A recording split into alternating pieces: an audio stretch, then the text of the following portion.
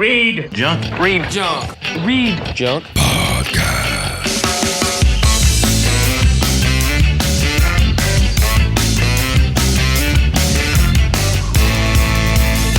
ReadJunk Podcast with your host, my guy. Welcome to the ReadJunk Podcast. I'm your host, Brian Kremko, and it's officially 1 month of being in self-quarantine in my apartment. Haven't really left the apartment that much besides the balcony, go get the mail right down the stairs, and to do laundry every 2 weeks. Haven't really even been taking too many walks either, if not at all now. There's just so many people walking around. It's just kind of hard to avoid people. So I'm a little delirious. Kind of why I love doing these podcasts right now, because people are home actually, and it's just someone else to talk to besides my family pretty much. This episode is with Robert Julian, who plays in Root Boy George and has a new instrumental reggae band called the Zensies. We talk about a bunch of stuff. Talk about being stuck at home, trying to homeschool our kids, trying to find groceries, trying to be creative during this time. We talk about Adobe Creative Cloud of all things, his projects, playing for Root Boy George, playing over in the UK. We talk about the Hudson Valley scene a little bit. We finish things up with talking about politics, and then a more uplifting note, trying to talk about movies and TVs and stuff that we've been watching and rewatching. It's a good chat. So thanks to Robert for talking with me. It was a lot of fun.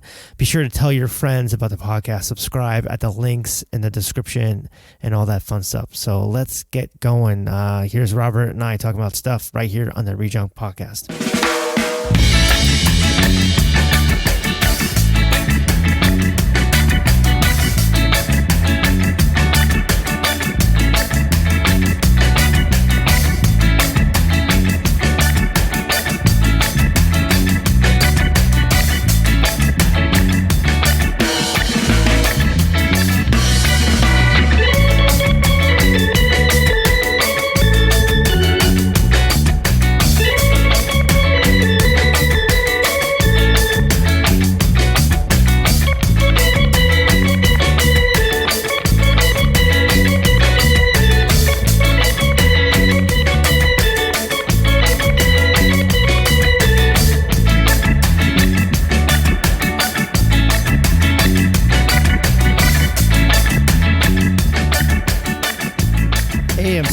Robert Julian of Root Boy George, and you have a new project called the Zensies. The Zensies, yeah, man. Yeah. So how are you holding up during this whole quarantine, lockdown, pandemic crisis? Making music. That's what I'm doing. Like, Root Boy George, we have meetings and, but everybody's in their own place. I also had another project with my boy Ben Basili. We have a band called Root Combine, and that's also on hold. We released an EP. You actually mentioned it in your podcast. Yeah, I was gonna bring that up. Yeah, our drummers kind of got busy, and our sax player, keyboardist, she just moved to Florida. So then the Zensies is kind of like, I'm always doing music at home, but now more than ever, and you got all the time in the world, I guess. A lot of time. My kids are in school, so we're doing the homeschooling thing, so that can get a little, it's not bad, but it's just more stuff. But so it's just, you make music, have some friends doing stuff online. All the musicians are doing stuff. Everybody's doing something, painters are painting, people are drawing, people do podcasts are doing podcasts. I was just chatting with a friend on Zoom right before this. He's doing something with Crash. Crash is like a legendary graffiti artist. And my friend's going to be doing a podcast with him because the same thing. So graffiti artists are at home drawing and thinking ideas. Everybody's doing something. So, so I'm just making music and sharing it and inviting people to collaborate. So you play mainly just guitar though, right? Or you play a few other instruments? I play guitar and bass, but I also record keyboards. And I specifically say record, I didn't say play, because a lot of stuff play chord by chord. So especially I play a bubble, I'm like, yeah, the ska, bouncy. And then I'll go back, but I don't actually switch a lot of the chords. So if it's easy stuff, I do. But bass, guitar, and I use drum loops. I don't, I can't. I do have a trombone, which for a while I was trying to teach myself. And it almost cost a divorce. I once borrowed my friend's trombone in high school. I'm like, when I was getting into ska, I'm like, let me try it out. And like, it was all disgustingly and like spit and stuff. I was just like pissing my parents off, like blaring it. Like, this is not for me. That's admirable that he let you borrow it. Yeah. And I was like, oh, yeah. He's like, yeah, sure. Pretty much. It's fun though. I mean, I wish, I would get more serious into it because I love horns, but, I mean, I just bought a crappy trombone on eBay years ago for like $30. So if I was to get more serious, I would have to actually get a real trombone. But I would love to, but mainly guitar and bass. That's what I want. But if I was going to be like, especially like in this time right now, would you get a separate mouthpiece, like a new one, or just have and then keep the rest of it used? Or would you actually use, like, how do you clean that out? Because I feel like it gets pretty disgusting. You can disinfect it is. You can disinfect it because it's also like, I mean, I'm not an expert on trombones and mouthpieces, but you can disinfect that stuff. Okay. I mean, honestly, even if it's your trombone, you should disinfect it. You from should, time yes. to time. Yeah. So, because from what I remember when I was a little bit more into it, they always said like to wash it also because, it's so much saliva that piles up in there. So you have to clean it constantly. It's very saliva intensive. So. When I was trying to do band in like fourth grade, I was like trying different like the mouthpieces of like they had like the mouthpiece lineup, and then back then you just kind of wipe it off with your t-shirt kind of thing and try. I'm getting skeeved out just now thinking about it. But like I think the trombone, and I'm like I'll just stick with drums, and I did like the snare drum for like one grade.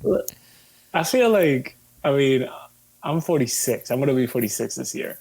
So like 42. Throughout the 80s, okay, so we're not that far. So throughout the 80s, like, things like that, like hygiene, like it's just, I'm not saying that there wasn't hygiene, but we were certainly a lot less worried about like viral spreading and stuff like that. I mean, do you remember like hand sanitizer anywhere?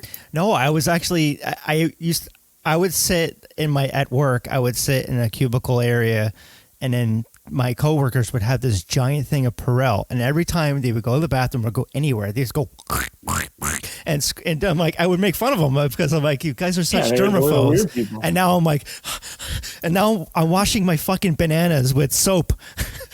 I'm like, this is kind of somewhat erotic. I think we're also living through a world pandemic, so all of that is excused. But before, like in the 80s, it wasn't that big. Still, your friends were right in disinfecting their hands and like, Yeah, wash your hands, but it just seemed a little, it seemed a little bit obsessive a little bit, but now it's like a necessity. And now it's like, good luck finding it, so. Yeah, we managed to get a Walmart pickup yesterday, like kind of by Wayne, New Jersey area. And then we drove out to there. And we're waiting in the parking lot, and there's like some asshole doing like donuts in the parking lot. We're like, what is going on? And then we finally got all of our groceries, and the ladies put them in the back of our trunk. My wife's freaking out that the mask is falling off the lady's face. And then we're 1 minute from the house, and my 4-year-old barfs in the car and like hacks up a hot dog. We're like, oh God. So I'm like, okay, you bring him into the back. I'll go wipe down the bags, wipe down the car like it's a crime scene. Like I've cleaned up so much puke since he's been born that it's between this and the pandemic. I feel like if I can commit a murder, I can probably get away with it. Dude, I got twin boys. And I feel you, man. Well, you remember I told you because you're a twin. Yes. You met my wife when we were at Radix Fest. Right. And when one would get sick, you just knew that about a week and a half later, the other one will get sick. So you spent like 5 days of puke cleaning, and then you're like, glad that's over. There comes the other one. Oh, and we're back on the horse. So it'll be like one after the other. Like, yeah. So I've cleaned my share of puke and poop, and yeah. Well, it's part of being a parent. Yes, I guess it's. I've always been kind of, I've been from day one. And funny enough, when my kid was born, speaking of poop, I ended up buying a big box of rubber gloves and masks. So that has come in handy during this part. So I'm like, You're such a novice. Mask and gloves to clean. It's like, at first, you're like, the worst is when you get poop in like your hands. You're like, oh, that first time, you're like, oh my God. All right. And then you're like, the smells are, but then like after a while, you kind of get used to it. I'm like, there's shit underneath my nails, whatever. As long as I hopefully don't bite my nails. And then I'm always the one scrubbing out the shit in the clothes. When they like blowouts, and it's terrible. Well, like boys supposedly also take a little bit longer to potty train. And I tell you, once those kids my kids are 7, so they're a little bit older. They're going to be 8 this year. So by the time those kids get to go to the bathroom on their own, it's kind of like, this is cool. But then the bathroom gets disgusting. And I don't want to even imagine adolescence. So like I always wanted girls. My wife wanted a boy, and she got 2. So I'm like, good luck. Just pray that they don't play sports, because 2 boys in a room from playing sports at an age where like their hormones are going crazy, and boys are just, not all, but most are just very careless about hygiene. Like, so it's gonna be stinky. And my brother and I, we played hockey. So that was like the most expensive sport, because the equipment alone is at least $500. Then it's the leagues, because our high school didn't have a hockey team. So hopefully they're not like, if it's soccer is one thing, at least it's just like a cup. Maybe do you even wear cups? I don't even know. I think Cubs, they do soccer now, but they're 7. They're like, whatever. Yeah. The hockey, that's intense, because I just feel for your parents doing that laundry. 2 boys playing hockey. Those hockey bags. I still have the smell of the hockey bags. And that's when I had long hair too, and everyone thought I was a girl when I was playing, because I was down to my back. They're like, "Wow, that's a good hockey. That girl is really good," because it was like a co-ed league. And my parents like overheard parents like, "Oh, that guy's pretty good," or "That girl's pretty good." I'm like, no, that's my kid. That league is so inclusive. But no, problem with my parents, because they would, for hockey, especially we would drive down to Sportorama in Muncie, New York, and it would the leagues and the leagues would be at like 6 a.m. So we would have to leave from Goshen, New York. We would have to leave like 5 a.m. to get down there, and just like, and my dad would put on Steppenwolf, Born to Be Wild every morning, or like every time we would go, just crank it up, and that was like our tradition of doing a hockey game. I think now that I'm a parent, I can understand why parents do that, because it's like, hey, you get up, your kids go to play hockey, or like you get to sleep late, and God knows what they're doing. So at least you know what they're doing. They're playing a sport. Yeah. They're being part of a team. They're socializing. Yeah, maybe it sucks. You have to be up early, but like, at least they're doing something good. Yeah. And keeps you out of trouble. It's a sport. It's fine. Yeah. Right now my son's been sleeping into like, right now, like 8 o'clock, 9 o'clock. I'm like, oh, it's what a gift.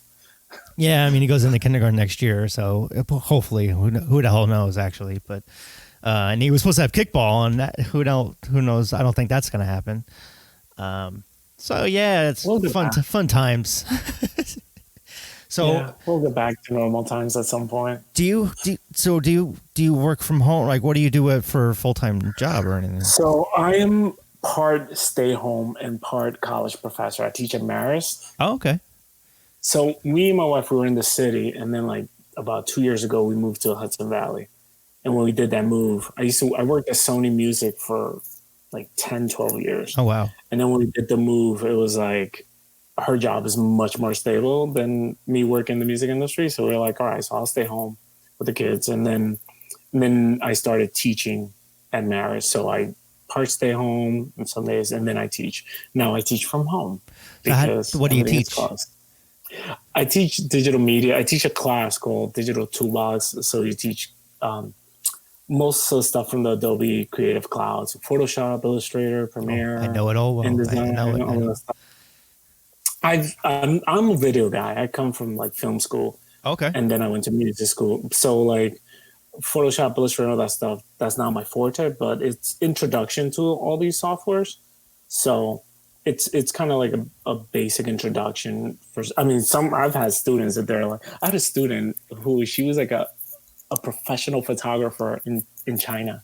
Wow. And I'm like, well, you could sleep through the Photoshop section of this class. and Lightroom too. That's what I use, Lightroom and Photoshop mainly. But yeah, so like she was like, I mean, we teach Photoshop from the point of view of like, just getting your headshots or things like that for your LinkedIn. Right. There's a lot of fashion majors at Marist. They have a great like fashion program. So a lot of these students, by the time they graduate, they can get their portfolios up and running and, be able to edit their pictures, be able to use like their phones, use whatever you have to just have presentable digital media online. Because nowadays, I mean, this generation is just expected to do everything. You should design your own logo, take your own pictures and make them look good, shoot your own videos, do your own SEO and social media and all this stuff. So you're kind of expected to do everything. It's kind of how it started back when, for me, is like I had to build your own website, and that became like a web designer. So that's what I do as my full-time thing right now, or been doing for the same company for 15 years. But yeah, and back in college, I went to Ramapo College, and for 2 years, yeah, I got my bachelor's there, and I did some video. That's when I kind of started doing video there. So I was learning about Premiere there a little bit. So I kind of. And then bringing my dad's old little like Sony little candy cam. It was like Mini 8 or one of those things back in 2000, 2001. Yeah. So I've been doing Premiere on and off for many years. But pretty much the entire Adobe Cloud stuff I'm very familiar with. I mean, it's only sort of playing around with After Effects lately especially with this podcast. I started playing around a lot more with it, and it's actually a lot of fun. It's actually pretty cool. And it's just a beast of a program. It's just, like Premiere, you can be up and running, like shoot some video on your phone, edit some stuff, you're editing.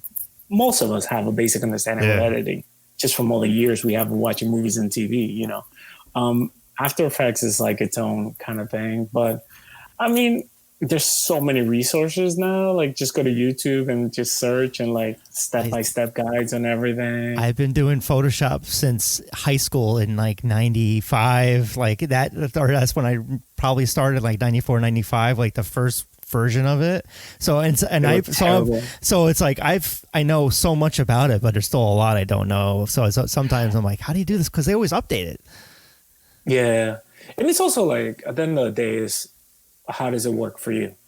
Yeah. It's a tool for you. What do you need? I mean, you don't need to become an expert on it. You just need to be an expert at what you need from it. Photoshopping ska members on the Avenger poster like I did last year. Nice. I've seen your posters. I've seen some of your designs. Yeah. And you did the Rubo George logo. I did all their shirts. Yeah. I did the album covers and I think you did also the poster for our tour when we were going to the Midwest. Yeah, I did that one, and then I did a few just like one-off posters that they wanted me to do for like, I did a couple though. It's like mainly like Rude Boy George and Pilfers. I did mainly Pilfers too. Okay, that stuff. But yeah, I kind of been dying out lately as far as like side work goes because there's no shows. Do I do posters for online shows? I know, right? So like another Facebook Live session. I mean, it'll take a while for us to get back, at least music-wise. It's hopefully sooner than later. Yeah, I honestly, I just don't know what's going to happen with it. Everything's just a big question mark, and concerts and sporting events. Who the hell knows what's going to happen? It sucks. Like I feel for so many people in the industry, for all industries. I'm, even me, I'm kind of fearful because I work for a company that does like home improvement and like showrooms and stuff. So I like those. That's usually the first sign when we start to go with like recessions and stuff. At least you don't work for the airline industry because that's tricky right now. Yeah, well, they just got bailed out. Software programming and all their clients were airline industry. They're like, letting you go. So what did you do at Sony Music? It's funny. I started at Sony working with mobile ringtone production in the early, like 2007, 2006. Sony used to, all their mobile ringtones were produced in-house. So they would use the audio, but they would also do MIDI versions of them. Okay. So like you learn like little MIDI I know. Sounds, yeah, so they like, would do MIDI versions of them. Like 8-bit kind of. Exactly. There's only so much you can get out of it. So I used to do quality control for that. And then I think when the iPhone came out, like, oh, you could do your ringtone on your phone. So, like Sony kept producing ringtones, but then, so I went then to the video side, which was, again, quality control for videos from Sony, all the stuff, all the content that was going to like iTunes, going to Vivo, all the content that was going, pretty much most of the video that was being monetized. So for example, there was a point when kind of the labels, who are always a little late to what's going on. You don't say. Started to like, oh, we should monetize YouTube. That's true. That's a good idea. And then like we took a ton of legacy content, like tons of concerts, like Doobie Brothers, Survivor, all this stuff that bands had on YouTube. So then they were like, yeah, bring that down. We're putting it up. And, we would do quality control, edit some of that, make it look better. And, it's their content, but then they would upload all that stuff up there. And like, so we did quality control for that as well. And so would you clean it up or something in Premiere or like? With the legacy content, I did some editing and some cleaning up. We use Final Cut Pro, I think. I'm trying to remember. I tried using that. I couldn't do it. I couldn't figure it out. I used to love Final Cut Pro, but I felt like I felt Premiere was easier because I was so familiar with Adobe. That was me. I was like backwards from you, but then I got used to Premiere, and you get used to it. It's just whenever I feel like the older you get, that first time you see that software, the more like, I don't want to deal with this. It becomes, when you're young, you're just like, oh, cool, new software. This is how you do this and that. You get older, you're like, I still work music production and digital performer.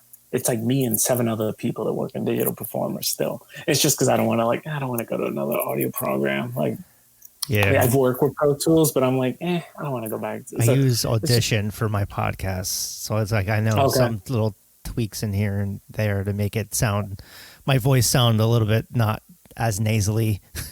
But I'm like, I'm trying to figure out like how to make like this and like phone calls sound a little better, which I think I don't know if you listen to any of your podcasts. I feel like some of them is kind of. I've heard your podcast. Okay, but it's like it's I try to clean it up as best I can. They sound good. I mean, I listen to less podcasts now because I usually listen to podcasts in my car. Me too. And I'm not driving anywhere. So like whenever I would drive to Marist, like I'm always driving and like just podcast after podcast, So now I'm like, oh, I guess I should go back to hear them. But I remember you had a really good episode on the Hudson Valley bands. Oh, my friend Chris. Yeah, I wish we kind of. Yeah. I kind of wish we. That's when I had all the playlists and stuff. So it's like I kind of just edited it down just to have Chris and I talking about the scene. My goal is still to talk to some of those bands. Like I want to talk to Perfect Thyroid and Lounge. I know one guy that played with them. His name is Jared. He played trumpet with them, I think, towards the end. He always used to go to Rookenbine shows because him and Ben are very good friends. Okay. So, and Ben knew I'm most friends of with Jared. I think he played in the band I couldn't stand when he used to play at the Chance all the time, and that's how we became Facebook friends. It was awesome. It was awesome Mothra. I think it was in Mothra. I think it was a band, and it was like the singer looked like Meatloaf. He had like really long hair, and like it was just the Chance are notorious just dumping all these local bands in front of like Perfect Thyroid and Endless Goldfish and all these other like ska bands. So we would be, and it would be a mixed lineup of different types of genres. So it was sometimes there's certain bands, local bands that I like. Some other bands I was like, oh God, not these fucking bands. I was talking with Ben a while back because we were talking about that podcast, that episode. Yeah. And I was like, dude, like he knows a lot of those people. I was like, yo, where are all those people? Like, because I'm always like, if I'm playing one particular type of music, like I'm always like, okay, where are the other people who play this, and let's do shows together, because that's the only way you can really do shows. This whole like, oh, you can play at 9 a.m. and then like some other band will play. It just doesn't really work.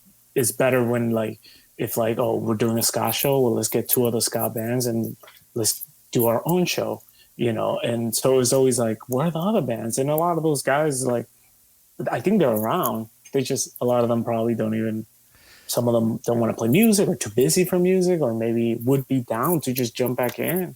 Yeah, it's like they do. I mean, it's with the older bands, we're all older, so you gotta do kind of just weekend warrior type shows and just do one-offs and reunions kind of shows, and that's how. But yeah, it's like I remember seeing lots of shows in my town of like Chester and Goshen. They would be in parking lots, they would be in arcades, and it's just kind of they don't kind of do any shows. But and then Skaters World too in Wayne, New Jersey, which I just made a shirt for. Plug. Yep. I saw that shirt. But yeah, that's like super Americana. All these shows in a parking lot, shows like, you know, arcades. That's awesome. Pizza parlors, really cool. Bowling alleys, skating rinks, and those are actually the ones that I remember the most. That Skaters World was like some of my fondest memories, playing arcade pinball with Endless Goldfish as we're listening to other bands playing, as like Siren 6 playing or something. We're playing with Endless Goldfish and others. That's really cool though. That's really cool. And I think like a lot of like that 80s and late 70s like punk scene and hardcore American punk, the American hardcore scene, like they really like capitalize on that, like doing shows in churches, doing shows like American Legion halls. Yeah. You know, all DIY, like, yeah, we'll do it. We'll just take care of it. We'll do our own everything, you know. And, you know, kids all ages could go to the shows, and it's just live music for everybody. It doesn't really seem to be happening as much as it used to back in the 90s and 2000s, because it's probably like permits now and noise complaints. And yeah. And it's, I see like certain bars, like in Jersey City, there were some bars that would have like one or two bands playing, but it's not as much as it used to be. Yeah. Well, there's a particular social aspect to all of that, you know. I mean, there's what you're talking about, which is kind of like the American suburbia of like being able to have these shows at these venues, and, you know, and then there's like the inner city, you know, social aspect, you know, like of Williamsburg in the early 90s, you know, there was just space where you could make a lot of noise, a space where you could rent really cheap and just, whatever, just plug to the wall and do whatever the hell you want with your friends. But then you go to Williamsburg now, and even actual venues have to lower the music. Yeah. You know, so it's like, that's why people always like kind of like sometimes trying to find what's the next step. There was a great article that David Byrne wrote, I think for the New York Times a while back. And he was talking about like leaving New York, like, where am I going? Because all my friends are gone. And, you know, and he mentioned a couple of places, like he mentioned Poughkeepsie, he mentioned Hudson, New York. And he mentioned, who else? He mentioned another town. Like, he's like, a lot of my friends that moved to these places are these, you know, the next places that will be, you know, happening. And you think of, I don't know about Hudson, New York, but you think about Poughkeepsie, you know, and it's the same social aspect, poverty, place where you can go and like rent is cheap. But even that, I don't know if it's really going to happen. Look at Detroit. They've been bringing Detroit for years, you know. It's a podcast or two ago where I told a story about seeing David Byrne in Middletown, New York. He was at the Galleria. And we're like, really? And he was wearing like a white suit. I'm like, so it's kind of funny that you mentioned that, because I'm like, maybe he did move up to that area in the Hudson Valley. Well, he mentioned the fact that he was living in Williamsburg and he owned a condo in one of those fancy condos. And he talks, he's not bragging. He's just like, I was lucky enough to be able to afford a place like this. But he's like, I don't even see my neighbors. It's all owned by like foreign, you know, nationals, like Russians or Chinese or whatever. He's like, I don't even see these people. I don't even know who my neighbors are.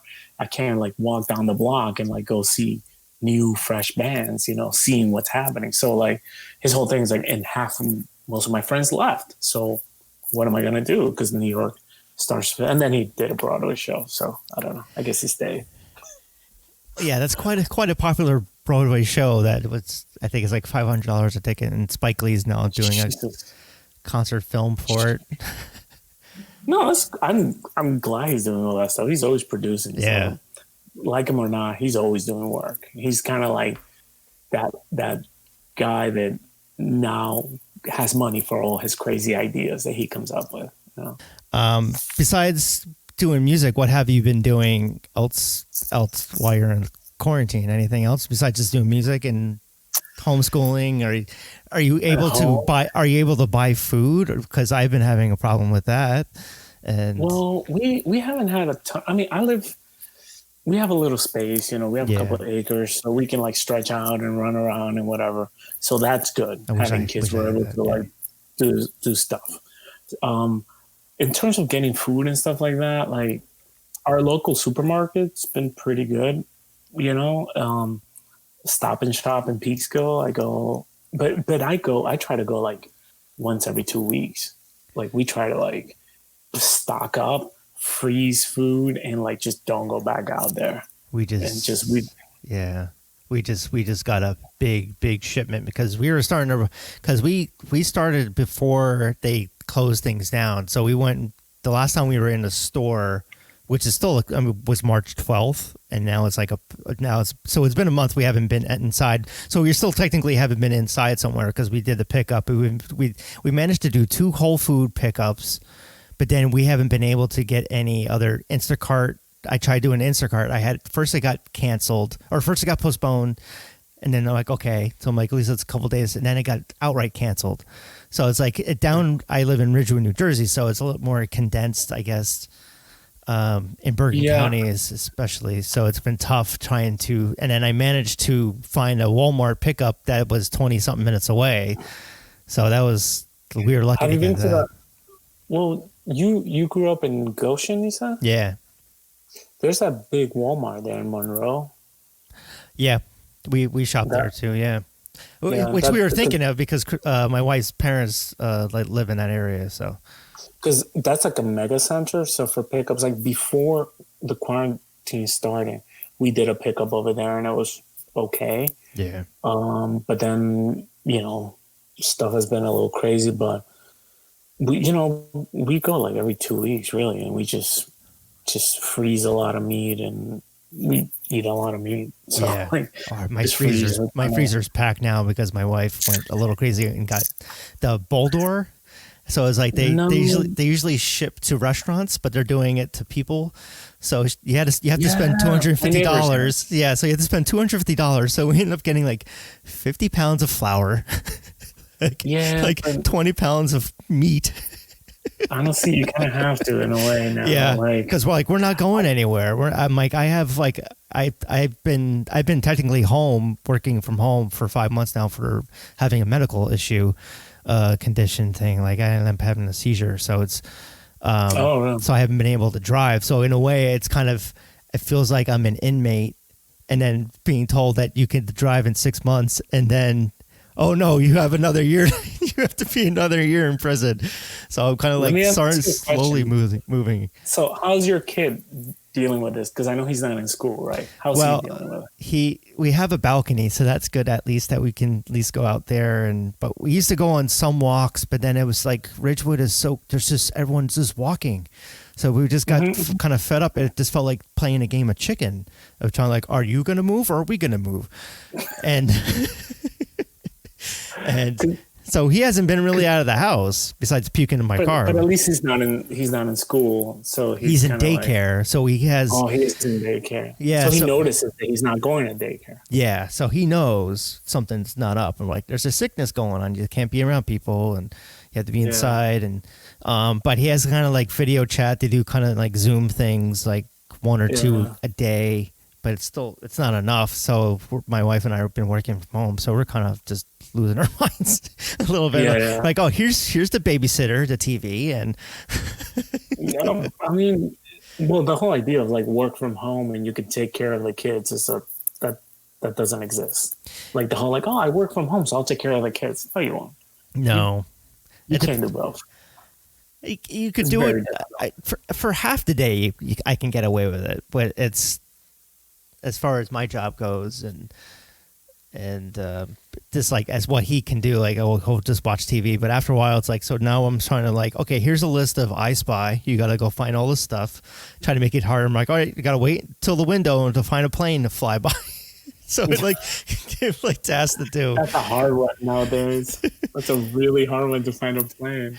Yeah, yeah. Like my kids, they're home, and then like they had their first Zoom meeting, like I guess a week or so after the whole thing. They were home, and their faces, the joy in these kids to see each other and see their classmates was like so sad and like, oh wow, that's terrible. Like I took a picture of them because they were so happy to see like their classmates. They're only in second grade, but like they really miss their friends. Like they miss the normalcy of getting on the bus, going to school, playing with their friends, coming back home. Then the next day, the weekend, it's like more exciting than just like, is it Thursday or Saturday? I don't know. It doesn't matter. Yeah, we're like, it's Tuesday today, right? Yeah, I think it's... It's like, whatever. That's what when you told me, like, let me know if you're free. I'm like, pick a night. You know? What I do at night, I chat with a bunch of my friends. We have a Zoom group, and like, same thing, just talk about like stupid shit, you know, just get our minds over everything. Yeah, I was gonna see about doing like a Zoom chat with Rude Boy George, but then I'm like, I think it only goes to like 40 minutes for the free version, I think. Yeah, I think so. But we do just Facebook. Oh, okay. We do like a Facebook chat, and I mean we don't go too long, but like, yeah, we can. I do that with family, but it's like I don't want my family, which my family message me as I'm doing this now. I'm like, fuck off. Oh, I see. So, yeah, but I mean, this works fine. I mean, there's plenty of free choices. Yeah, I mean, I think the whole thing with Zoom is that you can change your background and stuff. Yeah, and we have Microsoft Teams for work, so I kind of start doing that for when we have our meetings. And the president of the company's like, I'm friends with the president, but he's on the call. I didn't know he was, and I was doing puppet shows because I was in my son's room, so I had his dolls. So I'm like, oh shit, sorry. I'm like, he would find that funny, but yeah, it is funny. I mean, everybody's trying to just chill out and have fun and laugh. I mean, what are you gonna do? So, I mean, how did you join Rude Boy George? I know they had like auditions. I talked to Roger. He was like my first guest, like official guest. I heard that podcast. He has some nice words to say. Yeah, Roger came to my place in Jersey City. Yeah, nice. When I moved up here, wherever I go, I started looking for bands. I mean, I lived in Boston. I went to music school in Boston and started a band. I went to Abu Dhabi. I was playing with some guys. They were terrible though. What kind of band was it? What kind of band was it there? It was just rock. Abu Dhabi is just filled with expats. Everybody's from all over the world. Yeah. So like, so here, you know, I started trying to get something going. So I posted something on Craigslist, and then Mark messaged me, and I was like, oh shit, I know Rude Boy George. You know, I've heard of you guys. And then I was like, you do know I live like an hour away. But they were like, yeah, it's cool. Everybody lives far away. So they asked me to sub because Jesse, he had his daughter. Yeah. She was young. So he lived in Connecticut. It was a crazy commute. So they were like, you know, just in case, will you be down to sub? I'm like, yeah, man, I'm just down to play. Sure. And then like a little bit after that, he was like, honestly, it's just crazy. So they're like, hey, want to be the guitarist? I'm like, okay. And then Roger told you that story. Then like they needed a drummer. And then I got my friend Lucas. I met Lucas in Boston. We had a reggae band. We started a reggae band back in 2004 called El Pueblo. Okay. And then we played with that band, an instrumental reggae band. Then we came to New York because he moved to New York. I was coming back to New York. And then we kept the band going for a number of years. We played a lot throughout the city. It was like an instrumental reggae, jazz band. We did like 2 albums. Cool. And then it kind of fizzled. My wife was pregnant with kids, and nothing bad happened. It was just like, everybody and it kind of ran its course, quite frankly. Like, we didn't get into like, we were too reggae for the jazz crew or like improv crew, and too jazzy for the reggae crew. Yeah. Plus the New York reggae scene is like kind of weird. Well, you could be like Candiria and it'd be like metal and jazz. Yeah, like it's just, New York is weird too when it comes to things like that, because like we play shows, like we play one show with the Dirty Heads from the West Coast. Yep. Like a big reggae band. Yeah, reggae rock, yeah. And who's the other band? I'm not gonna remember, but they were pretty big. They were really cool people. And all of a sudden we're playing this show in this venue, and I swear to God, I felt like you were in California. I'm like, where all these Californian people come from? It was just like New Yorkers, I guess. The reggae rock brings the crowds. Like, that's one of the things. All the shows I was planning on going to this year was like those shows at like Asbury Park and on Pier 17, I think, was like Stick Figure and all those. Yeah, it's huge. Of like Pepper, the Green. I mean, although the Green, they're from like. Iration's my favorite. Like Iration's my favorite out of. Iration is amazing. Yeah, I do like Iration. I mean, it feels like a lot of these bands are getting lumped in because, again, like you look at something like John Brown's Body, it's kind of lumped in there, but they're not really like a rock reggae California sound. They're not like Pepper or the Dirty Heads or like if they're white and reggae, they're clumped in together, and it's like, well, Iration, they're just like Hawaiian and. Iration is like a reggae band, period. But I think they have a bit of a pop sound to them, so they're kind of. It seems like the last two records are kind of branching out a little bit, which I don't know. Yeah. Maybe that's why I like it other people. Yeah, but. So then I started playing with Rude Boy George, and our first show was at Supernova, which was really cool. Wow. Yeah, and then like it was kind of opened myself up to the ska scene that I didn't think existed. I was like, we're playing a ska festival? Okay. I was like, holy shit, people are here. That's awesome. And like, and it got me more into ska. I've been listening to reggae music since like the 80s. So I'm like a reggae guy that appreciated ska. Versus I feel like there's a lot of ska people that are like ska people that appreciate reggae, which is fine. There's nothing wrong with either one. I started out punk. Kind of did. My dad got Bob Marley at a garage sale CD, so I got Legend, and then I kind of went into ska from there. Well, anybody that gets to Bob Marley enough, which is what happened to me, the more you look into Bob Marley, you're gonna hit ska. Yeah, because you're gonna have to go back. There's only so much forward you can go. You're gonna go back, and then like, and then there's ska, and then any interviews you're gonna hear him talk about ska, and Bunny Wailer's gonna talk about ska, and Peter Tosh, they're all gonna talk about ska. So it's hard not to appreciate. I mean, you're gonna get to it at some point, and then the whole three waves of ska is a whole other topic. Especially like the whole ska scene in the U.S. But it's nice that we have different groups to pick. But that's when I got more into ska. So I mean, I did listen to ska in like the 90s. Your No Doubt, your Less Than Jake, and all those guys, and like, but the Boston's, but it was more like I was a little bit more into like earlier stuff. Again, from that. Did you get to see the Boston's when you went to college in Boston? No. Or you weren't into ska then? No, I was. That was a very heavy reggae dub, very big into dub, and I think they used to play that December show, and I was in the city. And I would always come back to the city for the holidays. Oh, right. Yeah, they went home for that. There was a couple of reggae bands in Boston at the time. One, I don't remember their names. But there was a bit of a reggae scene in Boston at that time. And then me and my friend did our own thing. And we played a bit in Boston. And then, but more, yeah, I mean, and even in New York, there was a bit of a scene. There's always been, it's just reggae is like, I feel like reggae is very sectioned. And that's what happened with ska, where ska could just be like, it's just going to be suburb music and that's it. And I feel like reggae, that's why there's rock reggae and reggae, where it's not like, it's just reggae. No, it's not. It's just like Lovers Rock. There's the dance hall, which I don't really care too much about the dance hall, but I like the more roots reggae, kind of Dennis Brown, that kind of stuff. Yeah. I mean, and then there's also in the city, and it has to be mentioned, there's like a bit of a racial divide, like Jamaican bands don't really play with the rock reggae bands, or like, except the big artists, Yeah.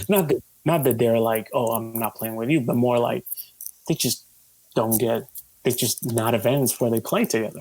So we actually at Pueblo got to play with a couple of like actual Jamaican bands, and it was really cool. It was cool to play with those bands and them appreciate us as non-Jamaicans, be like, hey, you guys can actually play it. Cool. It's like the same thing we played in the Vermont Reggae Festival back in 2006. And there's they're kind of big, but not that known. This Jamaican band called the Itals. I'm a fan of them. And we played with them. Yeah, the Itals. And they were like, hey, man, that's weird. You guys can play. I'm like, how is this weird? There's tons of non-Jamaicans playing reggae, man. They're like, yeah, but it was good. I'm like, all right, well, we practice, so it's nice to see that kind of, I feel like that cultural exchange doesn't happen as much. I mean, in reggae. I think the last reggae show I went to, besides Iration, was Steel Pulse, and they played at, I think it was BB King's before that closed down. And I was like shooting photos, and I think I'm so short compared to everyone else. So I'm like trying to take pictures in the crowd, and there's some guy that like lifted his hand up like to tell me to stop, and it was like getting in my face. I'm like, I'm getting the fuck out of here. I thought reggae was supposed to be love and everything. I feel like I'm gonna get killed. And I'm like, fuck this. So I ended up like finding his step and then shooting there from like my telephoto. And a Steel Pulse show. I know. I'm like, what the fuck? I thought this was like One Love. That's funny. And I know what reggae shows too is that they would go on so late too, and like so like unless there was like one opener and then they're going on 9 o'clock, so at least they get the headliner going at 9 o'clock. But they go on whenever. I remember seeing Bad Brains. It was like they came out in reunion for Soul Brains, and it was like, I don't know, the late 90s, early 2000s, but they went on so late that I think I maybe saw 2 songs, and I'm like, I have to go because I had a class the next day. I'm like, I hate shows like that. And that's not just the reggae shows. I saw BB King's. I saw Israel Vibrations many years ago, and that was a lot of fun. That was a decent club that closed down, but I never had no cell service down there at all. And they had the one guy that was a bathroom attendant guide, and I didn't want to go in there at all because I didn't like having to oh, this guy's gonna hear me go to the bathroom. I hate that shit when they do that. It's like it was the Curb episode. Curb Your Enthusiasm had a thing about it this season. It's like, dude, I can get my own towel. It's okay. I can dry my hands. Here it's just weird. Yeah, it's really weird. Here's $1 for hearing me shit. And also there's usually the bottles of perfume. Like, who the fuck? Like, oh, let me freshen up. Oh, draw a car. Thank you, sir. Yeah, it's like you can clean up the bathrooms after the show. It's great. We don't need you here during just to go pee. So it's like okay, I'm gonna tip you this one time, and then the rest of the time I have to go pee. I'm not gonna go tip you. So just hope you don't get offended. It's a weird like. I'm glad Larry David finally did it in an episode, because it was definitely like I feel like parts of me is I'm like living in a Curb episode. That's the genius of Larry David. Yeah. So before this whole pandemic happened, you guys were recording new music, right, for Rude George? Yes, we were. And you did some online poll for some 80 songs. Some of them a little bit more not as known to me, I guess, but I know, I think Overkill Men at Work won out, so I was happy about that because I like that one. We doing 5 songs. We recorded most of it, actually. Oh, good. So luckily we got most. I think Jenny and Rob had some parts to do, but most of it is done. I think James is going to mix, so we might be able to release it hopefully very soon. Okay. I mean, even if you had to go, can you do your the members' parts at home, or you have to go to the studio to do that? And can you during this time? If people have gear at home, they do. But things like most music, but especially reggae, you don't want to record. You definitely want to record bass, drums, in at least either piano or guitar right there. So that's what we did. We recorded bass, drums, guitar, and piano. And Roger was there kind of giving us the vocals as a guide. Mm-hmm. And then that was it. We just ran through all the tracks, and then it was like 5, I think. And then Roger went back and did his parts. And I think Jenny and Rob got some more parts. But I think whatever they need to do, I think they can do at home. They're actually going to record some stuff for what I'm doing. They're going to help me out record some horns for some of the stuff I'm doing. And so they can actually record at home. But something like drums, like plus what we record at the Studio James, that studio drums sound amazing. It's an amazing room for recording drums. So yeah, it's definitely worth it doing it there. But we recorded most of it, so I think we'll be able to release fairly soon. Oh, and you're also doing a re-release of Jesus Is My Friend, right? With the guy from Sunseed, right? We did record that. Nice. He was there. He's from Middletown, New York. Wait, he lives in Middletown, New York, or Middletown, New Jersey? He lives in Middletown, New York. Holy shit, I didn't know that. He's a really nice dude. He's a really nice dude. I lived there for like 10 years after I lived in Goshen. He's actually, like, we all became buddies with him. I think it's past the song, whereas now, like, because we played a song with him in England at Specialized 2 years ago, and we partying with him and his wife. They're like super cool. And then like, there's just he's like a friend now. So we just kind of like hang out. Like, so it's nice that we did the song and he came down and recorded, and like, he lives in Middletown. He's a cool dude. Wow. Super cool dude. That's funny. Killer bassist too. Yeah, that really was like nice. A highlight for Radix Fest. That was fun.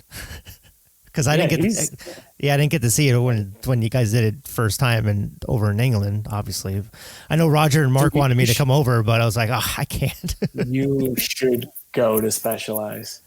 It's like, dude, it's like two-tone reunion. Yeah, you go once and everybody's like super nice, everybody's cool, and then you go a second time and it's like a fucking family reunion. I gotta show you one thing I got to Specialize. Hold on. Okay, hold on. All right. Do do do do do do do do. So they auction a bunch of stuff. Yeah. So I won this clock, and it's signed by Kix from Madness. Oh wow, nice. So he actually signed it. So Robert showed me a ska checkered kind of clock, and it's autographed, 2-tone, and it's signed by Kix. Nice. And there's like, I mean, if you want like clothing, I mean, if you go, take an empty suitcase and a lot of cash. Because when it comes to like getting like Relco shirts, jackets, when it comes to getting shirts, jackets, shoes, like, I mean, everything, Trojan clothing. I mean, it's insane. It's like so cool. There's like, and also there's so many people from the time. You know, people that were kids, like watching the specials when they were like 18, 20, right, and they're there.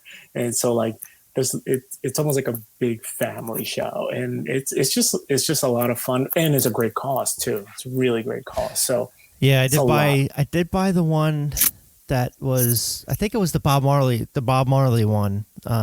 The 4 discs with like Pilfers were on it. I think you guys were on it. I don't think you played. I wasn't. Yeah, you weren't. But I did buy that one, yeah.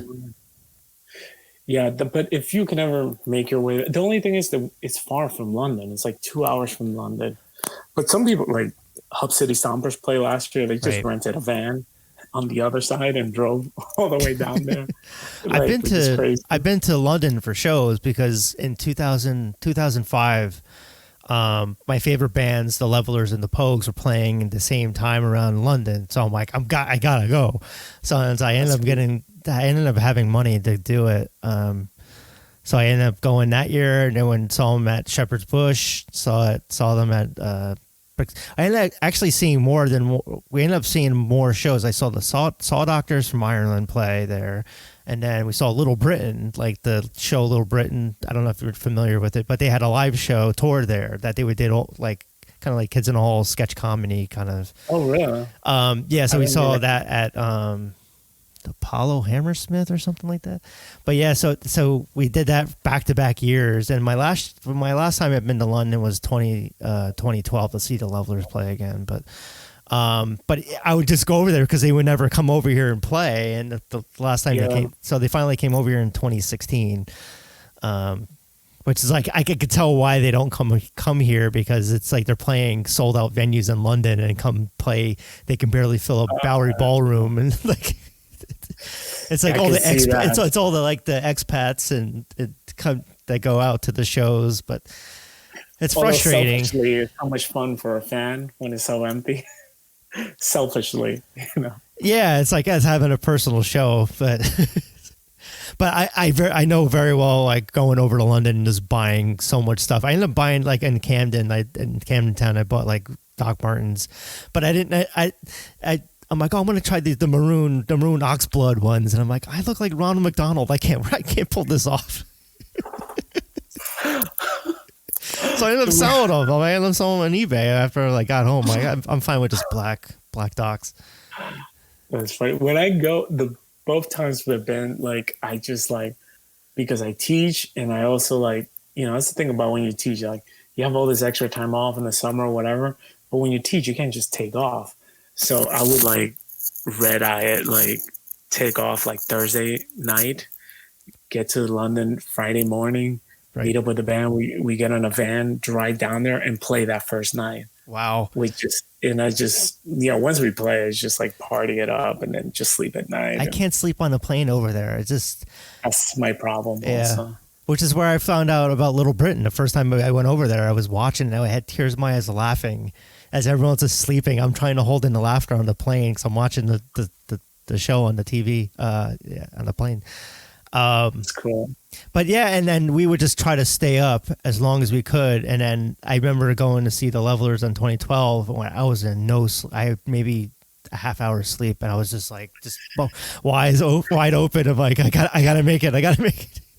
And then I was shooting the show too, and it's a lot different over there than it is here because you have to go get your photo pass on another backstage side door for the venue, and then you have to deposit your camera afterwards to security. And I bought a ticket just on the safe side too, so it's like going at this hassle. So I ended up missing like 2 or 3 songs. So you have to deposit your camera once. Yeah, it's like a European thing because I shot Jesus and Mary Chain on the specials at Brooklyn Steel in Brooklyn. And they wanted us to do that too, and I think I snuck back into the crowd and before they can get me. But what would they do with the camera? They just leave it there because they don't want you to take pictures after the third song, which is just the whole. It's the whole third song thing. So I'm like, you can take it. I have a ticket. My ticket's up in the balcony. So it's like, and then so every security person you see, like, you can't have that here, you know, kind of thing. And it's like, I have a ticket. It's like, you got to go down to security. So it's just like this huge runaround and just like, I'm like, all right, next time I'm just going to be a fan and just pay the ticket and go. Just take pictures for your cell phone. Yeah, just my cell phone. It's just, I know it's just so stupid to begin with that like cell phones can take some decent stuff now and you have a professional thing and you can't take it after the third song. That's so weird. And then all the cameras just sit there till the end of the show. Yeah, and then I'm worried that like my camera's stolen or like just like it's closed up and I have to go the next day. And like Shepherd Bush is not a pleasant area. It's like weird. And then it's also they also have a curfew too with the tube. It's like once the shows are done at 11:30, everyone books it to the tube because there's like one last time. And I think the first time I went in 2005, I was invited to the after show for the Levelers. So I was like kind of hanging back and kind of awkwardly talking to the members. But then we had to take a black cab home because all the tube was like shut down. It was like past midnight. But it's like, it's a lot different. Awesome. Yeah, it's a lot different down there, but it was an experience. Yeah, it's an awesome city. But I'm like, if I would go, I would move to London if I could. But if I had to go see another show over there, I would probably pick maybe a different country just because I've been to England so many times. It makes sense. Yeah. Like, I'm dying to go to Ireland and Scotland. I saw a show in Ireland. Yeah, I saw Shane MacGowan, and like an Irish show. Yeah, that was kind of interesting. Yeah, I like Dublin. It was okay. It was kind of touristy. I liked there was like free museums, and I like the outskirts of Dublin the best for Ireland. Yeah. We saw like Enya's house and Daniel Day-Lewis's house and Enya's house. Hey man, I'm like, I love your music. You just dated yourself there with Enya. I did not. She's. It's so 90s. Enya, come on. Who can say? So I mean, what other bands have you been besides the ones you? Were you in any bands in high school? Well, no, I didn't grow up in the U.S. I was born in the U.S., but I grew up in the Dominican Republic. Oh wow! Okay. And back in the Dominican Republic, I mean, there were bands. I grew up in a small town, so there wasn't like a lot of rock bands. There was like 7 metalheads and 5 skaters, and that was in the whole country. Huh? In the whole country? No, in my hometown. Oh, okay. In the whole country, there was probably like 50. Oh, okay. No, there wasn't a lot. Metal was kind of big, but so I used to play just acoustic with my friend. We had like our little acoustic band, and then we just play Iron Maiden tunes and shit like that. But when I finally stayed in the U.S., I used to come every summer because I grew up over there, but we'll come here. When I stay here, then by mid-90s, I was playing a bit with the Latin rock scene in New York. By that time, there was kind of like a growing scene, rock en español scene. And then I played with a couple of bands then. And one particular band we played just throughout the city. There was a lot of places to play. There was an audience. It was fun. Out of that, I mean, it was like just Latin rock was everything. It was just Latin people with electric guitars. And that included like reggae, ska, cumbia, metal, thrash, and goth. Like everything all thrown in. As long as it was like Latin people and like in Spanish and then you had an electric guitar, it was a go. So that was kind of like a fun scene. I mean, out of that, no, only one band you could say kind of came out, and it was just probably the biggest like Latin ska band in New York called King Chango. Yep. And I don't know if you heard of them. They were, I think they had some songs with Moon Ska Records. Yeah, I saw them play once, I think, with the Pilfers and Specials, I think, in Portchester. Yeah, and they were in that rock scene, which is interesting because they weren't really a rock band, but everything was kind of like... they were very a hybrid of a few different things because they weren't like... I remember they had the music video on like 120 minutes...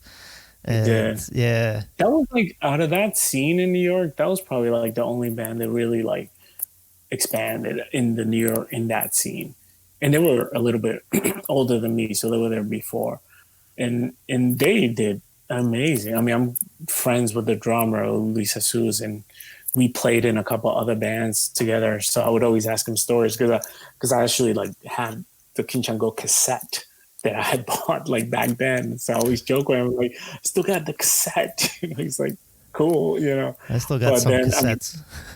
Yeah, the singer passed away, Blanquito Man. Right, yeah. I was going to, yeah. But out of that scene, I mean, we played a bunch. I met him a couple of times because he would sometimes go to those Latin rock shows. But in that scene, nothing really kind of like, other than them, but they were way ahead, I think, mentally, and like they just knew what they were doing in the sense of like promotional wise. They were all great musicians, but also I think they had a good vision of like what they wanted to do and took advantage of what they were doing at the time. But rock en español, we played all throughout the city, DC, Baltimore, all these places. And there will always be kind of like pockets of like rock en español kind of thing places. And but I played with that for a bit, and then I played with a couple other bands, like funk, and then it was like Latin funk. Mm-hmm. And then I went to Boston to study music because by that time I was like, I just didn't want to be a grown up, so I was like, oh man, I can go to. I don't want to grow up. Literally, I always wanted to go to Berkeley, so it was like a thing, and like it was fun to go to Berkeley. And then pretty much after that, like, at that time, that rock en español scene, there was a lot of ska, which is interesting because, I mean, I think you mentioned in one of your podcasts something about like how so much of the Latin crowd I was going to mention that. Yeah, they in a way they kept it alive. Yeah, and it's a couple of things. One, like, ska's huge in Latin America, especially places like Brazil, Mexico. You know, where's Los Fabulous Cadillacs from that band? Argentina. Oh, okay. Argentina. I like the one El Matador. Yeah, they're legendary, and they're but also like in that rock en español scene, like ska was kind of almost like a part of it, like reggae a little, but ska was almost most bands that were not like thrash metal or like hardcore like hair metal. If they were mixing rock with Latin music and some pop sensibilities, they all had a ska song. Pretty much, they all did. So ska was Ricky like Martin, La Vida Loca. But they and I think once some of that scene kind of died out, that rock en español scene kind of died out, I think a lot of those people kind of moved on to like the ska or just disappeared from music. You know, like if you see like, I think it's the guitarist from Mephistopheles. What's his name? I forget Andy? his name. I think it's Andy. Yeah, he used to play with he comes from that. He's a little bit younger than me, I think. But he was from a rock en español band called Cofre, and they used to do a lot. They were doing like more like ska by that point. Yeah. But there was a couple other guys. And yeah, ska when reggae was kind of like mostly ska was a big part. For some reason, all those bands kind of like, and it was also around that time when like the big American third wave, you know, was going on, and the Boston's were on MTV and all this other stuff. So, and all the other bands, you know, Real Big Fish and all that stuff. So for some reason, that was a big part. So it seems like you have it seems like lately it's been instrumental bands with you. I mean, what is it that you just like that instrumental sound, or you just can't find a singer or hate singers? I like singers. Fucking egos or something? Roger? No, not Roger. No, Roger is like the fucking man. Roger's the shit. Oh man, whenever we travel, I fucking party my ass off with Roger. It's so much fun. No, it's hard finding singers because I always used to joke around, and I can't sing, and I've tried, but it's just not there. And so I think that I always joke with friends in bands. I'm like, you know, never trust the person that's not carrying an instrument, because they're going to be an asshole. That's not true. That's not true. However, it's just a dig at singers. No, it's hard finding singers, especially something like especially reggae, where it's like, oh, this guy doesn't have dreads, he can't be a reggae singer. Well, like, who gives a fuck? Or it's like, the person doesn't have dreads, but wants to start talking with a fucking Jamaican accent, which you're like, shut up. You're from Jersey, you know, like, or you're from Connecticut. So it's hard in those kind of genres. And in ska, it's like, oh, I'll be the singer of the ska band. Sure. Let me ska it up. Pick it up. Oi, oi, oi. It's like, dude, those bands are brand new. You just got them, you know, like you can just see it. So like, so it's hard. It's hard to sing. It's really hard because you got to be a singer and you got to be a front person. And by the way, there's not a whole lot of singers that are good front people. And I will say that Roger and Jenny are two great front people. Yeah, they move around and they get the crowd going. As a photographer, I cannot stand that singers just sit still. It's after a while, it's like some of the opening bands where they're just sitting there. I'm like, all right, one song's good enough. You're not moving. Singing is hard enough, but like you got to be a singer and a front person, especially in danceable music. You know, if you're singing Celine Dion shit, I mean, I don't know, but like if it's like music you want to get the people going, you got to be a front person, and that's a skill on its own. That's like a whole skill set, you know. So it's hard finding singers, and sometimes I'm always down to work with singers, but it's hard. It's hard finding. So I mean, you're releasing instrumental music, but if you have come across a singer that you like, where you're like, hey, will you lay down these tracks Absolutely. Or is this just dedicated just instrumental music and that's it? No. I actually, one track I'm working with this Dominican guy. He has this band called Afro Dominicano, and they do like accordion Dominican music, but he's into reggae. So I just reached out. I was like, hey man, do you want to lay a track on this? And he's like, yeah, cool. So part of this project is that also just inviting people and recording stuff, and hopefully at some point get stuff on stage. But singers, no, yeah, I'm always down. Honestly, part of the reason I remember talking with Ben about the musicians that are in the area, the ska musicians, was kind of like, any of these singers around? Because I think I love doing instrumental music, but I feel like it has a shelf life. Like there is a point where like, dub is dub, and you can always do in reggae, and even ska has a lot of flexibility for music without singers, because as long as it's danceable, it's dance music, But working with a singer is amazing, and a good singer, yeah, absolutely. I'm always down. So yeah, reach out to me. Anybody in your podcast that sings, yeah. You could always do like a rhythm kind of thing where you just have multiple people sing over the same track. Yeah, absolutely. Yeah. Oh, I love doing that. Yeah, that'll be great. No, yeah, I'm always like, it's just hard finding singers. It's really difficult. And sometimes some of the best singers out there are too shy to even reach out. Yeah. They'll be like, oh, I don't think I could do it. And it's like, I heard you sing, you can fucking do it. So I think a good percentage of singing is having that self-confidence. I got major stage fright. I wouldn't be able to do it, and plus I have a bad memory. I mean, I think I sound good sometimes. I mean, I did have chorus for 1 grade, but that was mainly just to go to Lincoln Center for a field trip. Oh, that sounds awesome. I'm like, I'm going to sign up for band because they get to go to the stock exchange for a field trip. So I did that for 1 year, and that was it. So what was the last show that you performed before this all happened? Was it Rude Boy George? Oh, like at the brewery, probably? Had to have been. Oh yeah, Rogers Brewery. We played a show with the Rudy Crew, right? With the Rudy Crew and another band, I forgot their name, but the Rudy Crew. Yeah, we played a couple shows with them. Yeah, at the brewery. That's correct. That was the last show. Because with Rukumbine, we used to play like all the time. But like I told you, our drummer kind of got really busy with another project. And then so a couple of months ago, that kind of fizzled. It didn't fizzle, but we're looking. We've been auditioning drummers and stuff like that. But so we used to play often because up here we would get a lot of like local restaurant gigs, which is crazy that we get to play ska and reggae at restaurants and get paid. Yeah, like where, like in New Paltz or Woodstock or...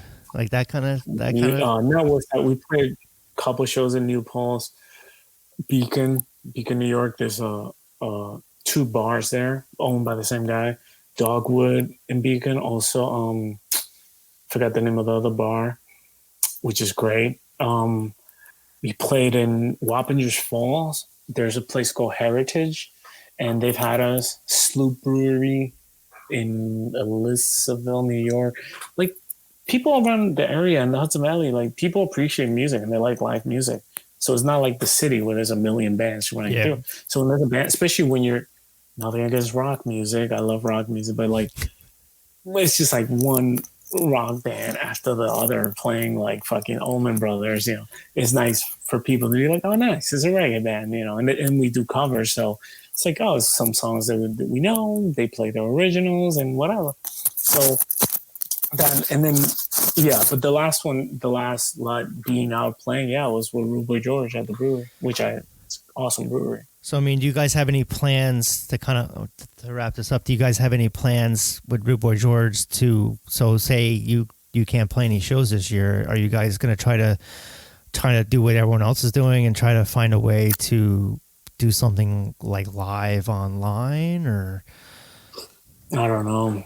It's kind of difficult because you guys are all over the place, right? Well, yeah, but also if you're online, it doesn't matter where you are. It's just like to get it to sound right, to get a drum sound, maybe, I don't know. We haven't talked about that. You guys can play outside, but you're all like 15 feet away from each other. Well, just a big. That could work. That could work. That could work. Or you could all have like bio suits. Yeah, I mean, biases. That could be a thing. Yeah, I don't think anybody can tell you. Like, nobody knows what's gonna happen. So, hopefully, next couple of months. There's so many summer shows. I mean, I don't know what's gonna happen. Supernova. I mean, we weren't gonna play Supernova. That got postponed until next year. Yeah. Oh, so they postponed it officially? Yeah. Punk Rock Bowling did. Madness Show got postponed to next. Everything's getting pushed to 2021.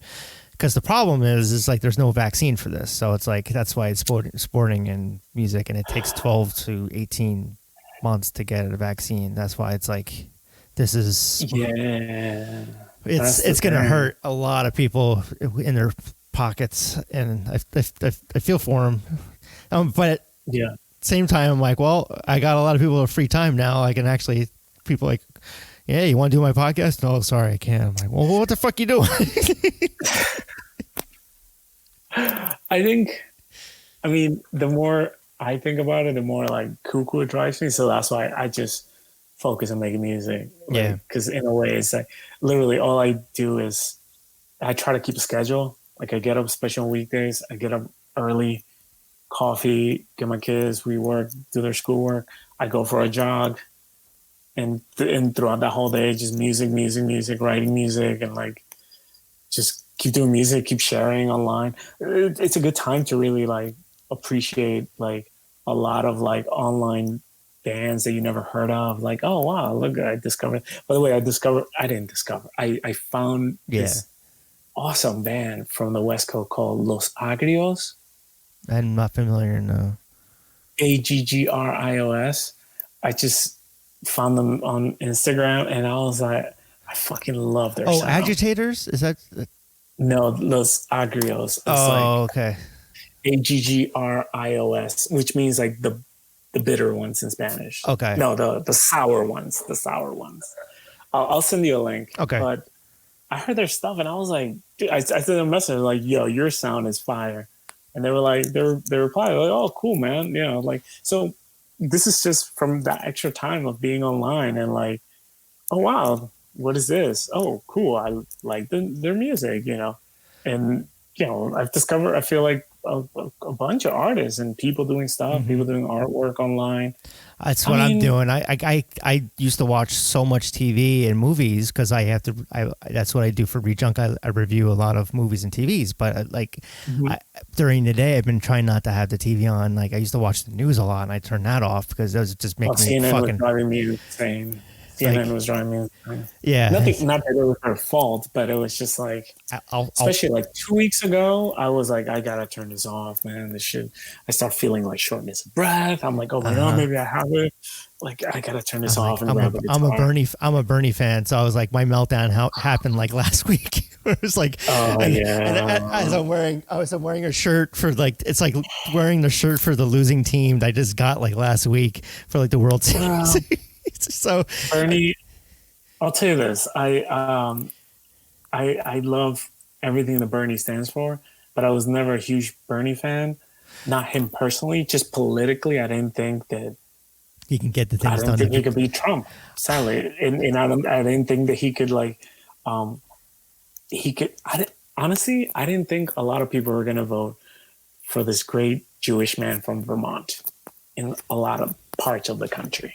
Yeah, I don't have a problem with it. Certain people just don't like him for some reason. And I don't know.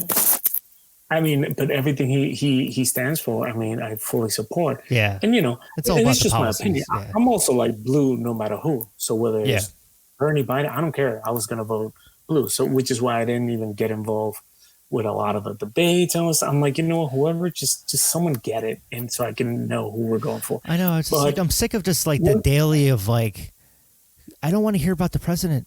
It's like, can we just have a president that we don't have to hear about every day? But I'll tell you this, and any other Bernie fan, is that, again, it's not that I'm an anti-Bernie. I love the guy. But I'll tell you this. You shouldn't say that Bernie is the losing side, because Bernie changed the game. And that's why I wanted him to stay in until the convention, yeah. And Biden is going to have to, like, shift a little more to the left. Yeah. I guess this is my left. And whether he wants it or not, he's going to have to, like, you know, it's not just like, all right, well, Bernie people vote for me. It's going to be a little bit more than that. You're going to need to give a little bit more. And that little more only benefits a lot of us, because what Bernie's saying is right. Everything that he's saying. So, you know, I just thought that from a political, like, point of view, I didn't see Bernie winning the South, quite frankly. No, I didn't see him winning the South. And I was right, but it didn't take a genius to figure that out. Most Democrats, I don't know. It's tough to win the South, but I think with Biden, I think it's the being familiar with Vice President with Obama, and so we'll see what happens. I still feel we're headed down a dangerous path, but hopefully I'm wrong. Honestly, dude, we just lived through 4 years of Donald Trump as a president. Can you imagine if in 2000, you made a movie where someone like went in a coma and woke up in 2016 and Donald Trump was the president? They would think it was a comedy, right? I was thinking of doing a comic for this, actually. Like, okay, right? And just have like a list of all the things that happened. Like, oh yeah, and he revoked this press reporter's privileges, and he did this, and it'll be like a crazy movie. And we're just like, why truth is truly a stranger in fiction. Donald Trump is the president of the United States of America. Let's leave on an end. Let's leave on a more happier note. What have you been watching? Happier. Have you been watching any TV or movies? Well, I rewatch a lot of stuff. Me too. Because sometimes, especially around this time, I don't want to think. It's like a relationship. I don't want to commit to a new character and get to know a new person. Something just in the background kind of thing. So now that HBO is free for this month, I'm rewatching Veep, which that's so good. So I'm just rewatching that. And our favorite episode is when she's sick. And she's like, when Selena Myers is sick, and she's like, "Oh, I sound like Bob Dylan underwater or something," or like just the one-liners in that show is just genius. But then I tried watching Avenue 5, which the creator of Veep did, and I made it 2 or 3 episodes, and it just I wasn't into it as much. Maybe because it was the political thing about it, but. And before that, I was also rewatching 30 Rock. Oh, I need these things to get me like really away from everything. Like, right. I watch Wings. Wings is my favorite. You keep dating yourself. I'm a 90s, 80s kid. I'm like, no. Yeah, and it's like, I watch Band of Brothers too every year. But you know what I did once? I rewatched the entire everything from beginning to end of Cheers, because I was like a huge fan of Cheers. I would watch Cheers. I would watch Cheers here and there on TV, but I was never like. I was a huge fan, so I like rewatched the whole thing. So I'm dating myself too, proudly. It's like Seinfeld and Friends, and watch that kind of stuff. Family Guy, and I've been rewatching The Office on and off. I bought it on Vudu because I never finished it. I could by the time like Michael Scott left, I could just kind of get fed up with the show. So then it kind of It got too romantic and sappy. Yeah, with Jim and Pam, it just kind of got sappy, but I've been kind of appreciating it better the second time going around, like laughing a lot more. I feel like those last seasons became too American. It lost that dark British humor. Yeah, I remember seeing the originals. Yeah, I remember getting that to review. That was actually one of the earlier things I got to review was The Office. I'm like, I want to check this out. I'm like, oh my god, this is so awkward. It's really always hilarious. And then it's really cringy. The first American version of it, of like it's just identical to the first 2 episodes of that. Yeah. It was like only 6 episodes for the American one, but thankfully the second season is when they actually like branched away and grew. But it was still not dark, but it was still like kind of mean humor. Towards the end, mean and like, cringy and awkward, yeah.